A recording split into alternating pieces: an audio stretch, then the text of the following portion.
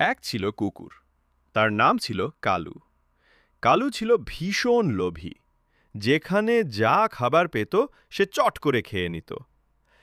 একদিন কালু একটি মাংসের বড় টুকরো চুরি করল। সে ভাবল, এই মাংসের টুকরোটা আমি একান্তে বসে মজা করে খাব। এই ভেবে সে টুকরোটা মুখে নিয়ে দৌড়াতে শুরু করল।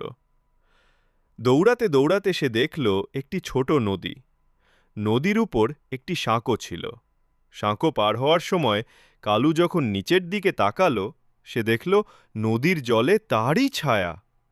কিন্তু লোভের কারণে সে বুঝতে পারল না যে সেটা তার নিজেরই প্রতিচ্ছবি।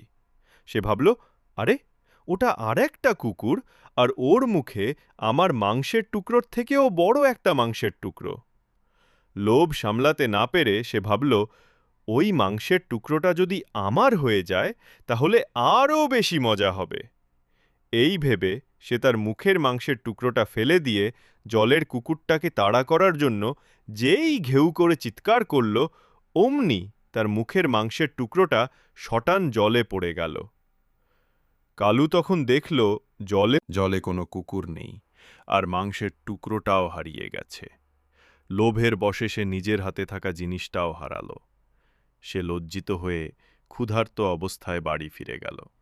গল্পের নীতিকথা: অতিরিক্ত লোভ করলে যা আছে তাও হারাতে হয়।